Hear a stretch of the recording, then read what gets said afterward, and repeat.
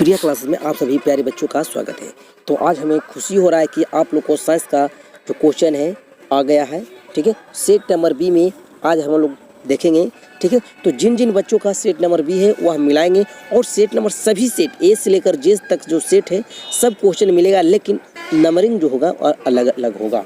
तो आप हमारे वीडियो से बने रहें और सभी का आंसर जान लें। चलिए, आपका जो पहला क्वेश्चन होगा मेरे दोस्तों, पहला क्वेश्चन आपका कहता है कि श्वसन के अंतिम उत्पाद है। बताइए श्वसन का अंतिम उत्पाद क्या है? तो आपका जो राइट आंसर होगा ए होगा। ठीक है, टिक हम लगा दिए। तो CO2 और H2O ये आपका राइट आंसर होगा। इसी प्रकार से आपका दूसरा क्वेश्चन कहता है कि दांत की सबसे ऊपरी परत होती है। तो आपको पता होनी चाहिए कि इनामेल होता है। ठीक है, तो चलिए अगला प्रश्न आपका कहता है, अगला प्रश्न में चलेंगे। अगला प्रश्न कह रहा है कि मानव आहारनाल का सबसे लंबा भाग क्या है? तो सबसे लंबा भाग क्या है? तो छोटी आंत है। ठीक है, राइट आंसर बी हो जाएगा। चलिए इसी प्रकार से आपको चौथा प्रश्न कहता है कि परागन निम्न में से किसके अंदर बनते हैं? ठीक है, बताइए परागन किसके अंदर बनता है? तो आपका राइट आंसर ए हो जाएगा, परागकोश में। ठीक है, इसके अगला प्रश्न कहता है, पांचवा प्रश्न कह रहा है कि चालनी नलिका पाई जाती है। चालनी नलिका पाई जाती है तो फ्लोएम में। ठीक है दोस्तों, फ्लोएम में। और आगे प्रश्न जानेंगे, आप लेते चलिएगा। ठीक है, यहाँ पे कह रहा है कि RBC का जीवन अवधि होती है। तो RBC का जो होता है वो आपका 120 होता है। आपका जो राइट आंसर होगा वह 120 होगा। ठीक है, चलिए सातवां प्रश्न चलेंगे। सातवां प्रश्न आपका कहता है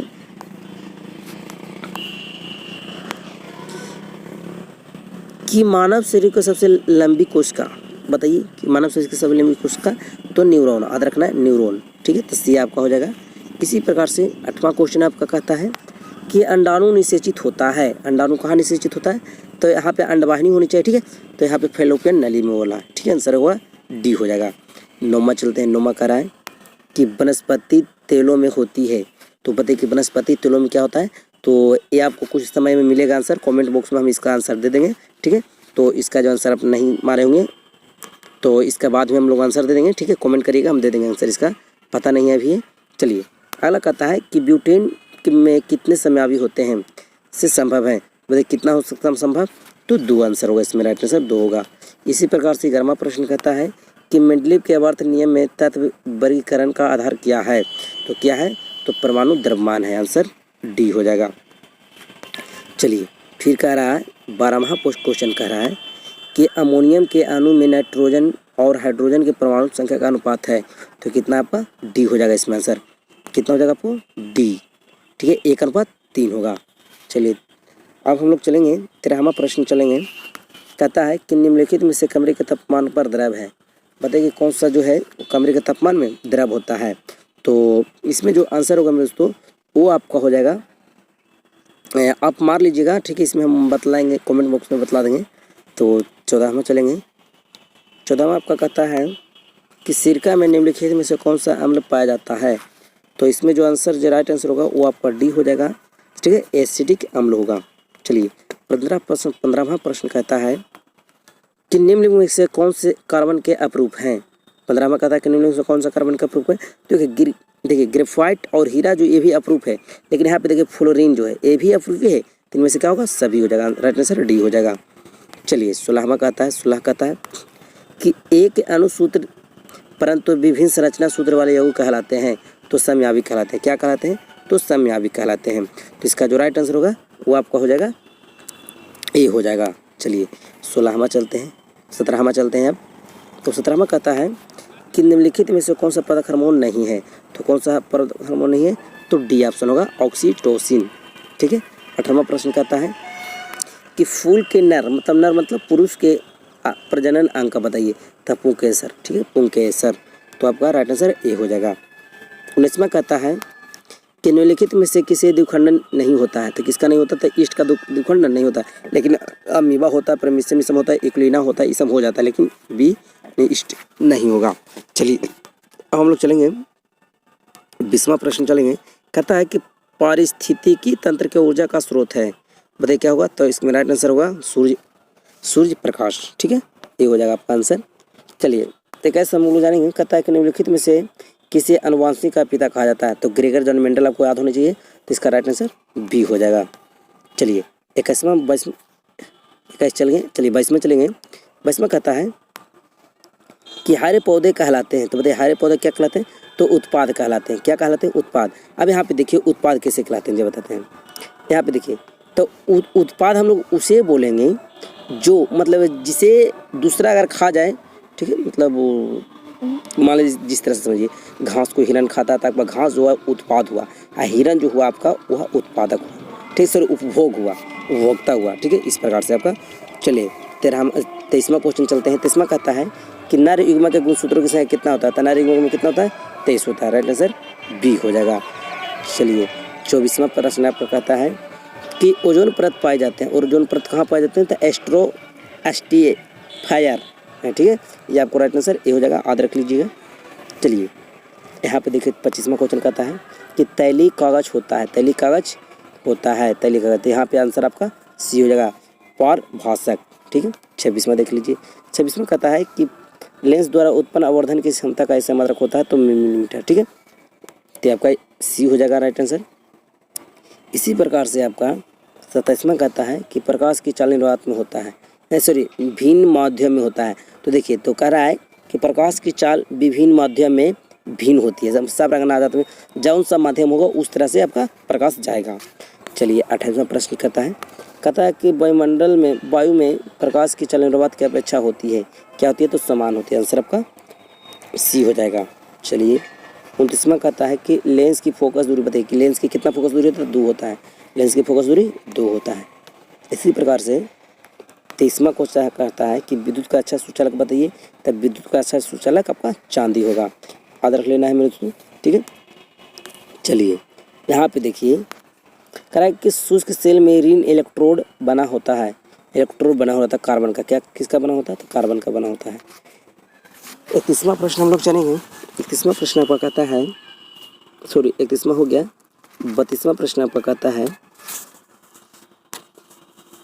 कि 1 जूल का मान होता है, क्या कहता है, 1 जूल का मान होता है, तो इसका आंसर होगा बी हो जाएगा, 4.18 कैलोरी, ठीक है।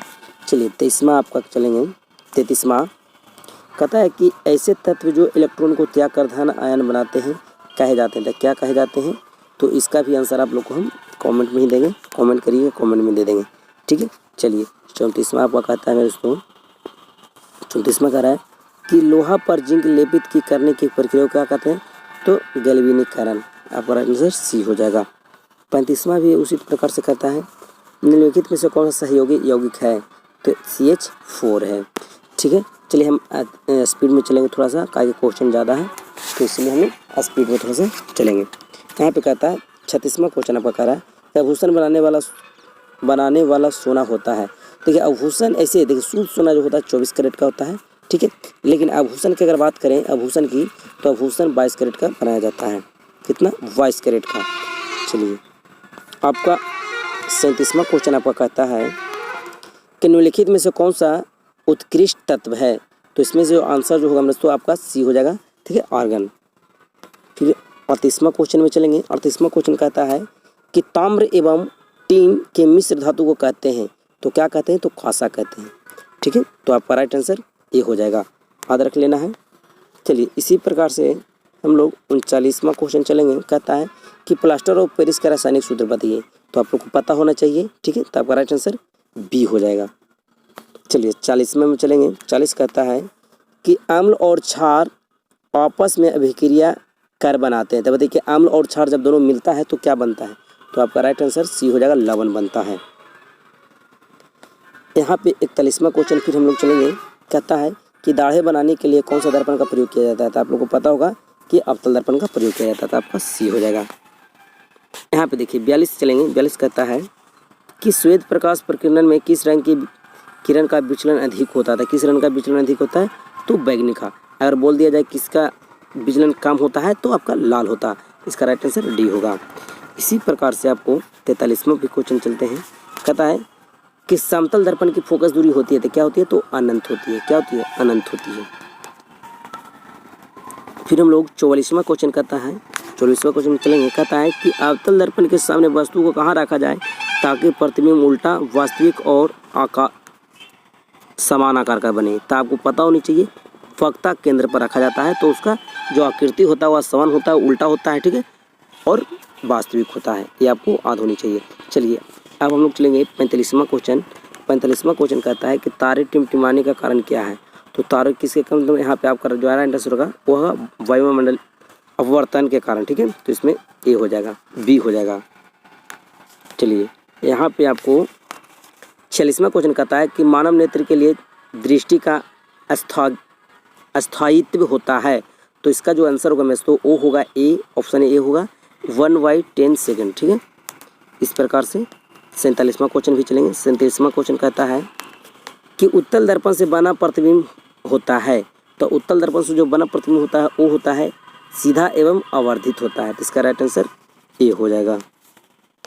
फिर कहता है कि आवर्धन लेंस का आवर्धन एम बराबर होता है, ठीक है। तो इसका जो आंसर हो जाएगा मेरे तो आपका डी हो जाएगा, यू प्लस भी, ठीक है। चलिए 49वां क्वेश्चन में हम लोग चलेंगे। 49वां क्वेश्चन कहता है कि निम्नलिखित में से कौन सा संवहन ऊतक है। बताइए कि निम्नलिखित में से कौन सा संवहन ऊतक है। तो इसमें जो आपका जो ऑप्शन दिखाई दे रहा है ए और बी वो आपका दोनों होगा मेरे दोस्तों, ठीक है, ए और बी दोनों होगा। तो इसका राइट आंसर आपका सी हो जाएगा, डी हो जाएगा। चलिए इसी प्रकार से 50वां भी क्वेश्चन चलेंगे। 50वां क्वेश्चन कहता है कि प्रोटोजोआ उत्सर्जी पदार्थ का निकासन कैसे करता है। तो कैसे करता है, तो यहाँ पे देखिए विसरण द्वारा करता है, ठीक है, विसरण द्वारा निष्कासन करता है। तो आपका राइट आंसर बी हो जाएगा। चलिए यहाँ पे देखिए 51वां क्वेश्चन कहता है, 51 क्वेश्चन प्रश्न संख्या कहता है कि मनुष्य की सबसे बड़ी ग्रंथि बताइए। तो इसका मैं आंसर दिया मेरे दोस्तों यकृत होगा, ठीक है, हिंदी में लीवर भी आप कह सकते हैं। चलिए 52 क्वेश्चन चलते हैं। कहता है कि शरीर का संतुलन बनाए रखता है। तो शरीर का संतुलन कौन बनाए रखता है, तो सेरिब्रम। एक और क्वेश्चन पूछ देता है कि मनुष्य के चतुराई का केंद्र किसे कहते हैं। तो आपके पास सेरिब्रम होगा, ठीक है।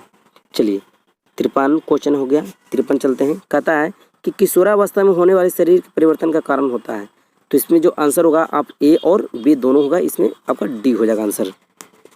चलिए यहाँ पे 54 क्वेश्चन चलेंगे। 54वां कहता है कि मानव हृदय में कितने कोष्ठ होते हैं। मानव के हृदय में कितने कोष्ठ होते हैं। तो आपको याद होनी चाहिए कितना होता है, तो 4 होता है आपको।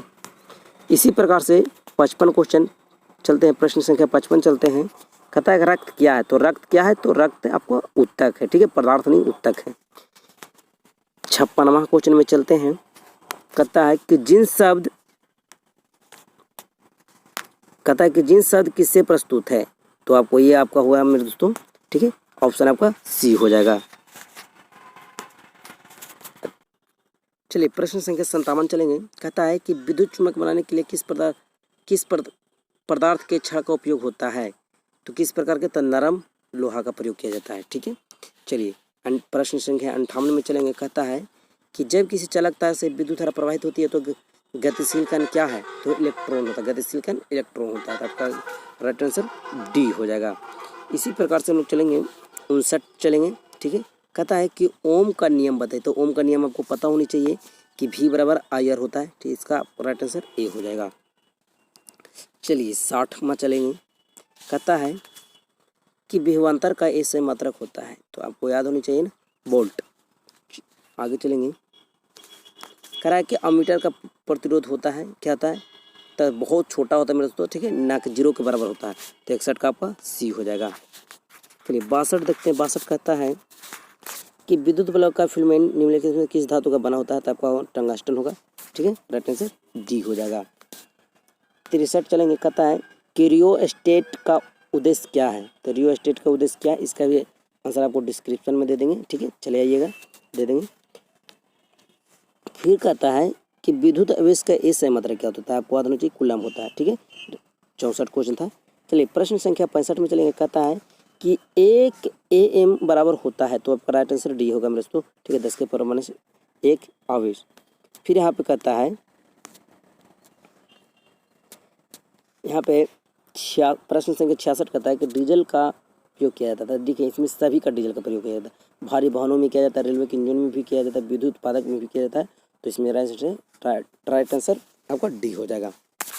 तो अब हम लोग चलेंगे 67 क्वेश्चन, मतलब प्रश्न संख्या 67 में चलेंगे। कहता है कि सौर सेल और ऊर्जा को रूपांतरित करता है, मतलब सौर सेल जो है ऊर्जा को कहाँ रूपांतरण करता है, किसमें, तो विद्युत ऊर्जा में रूपांतरण करता है।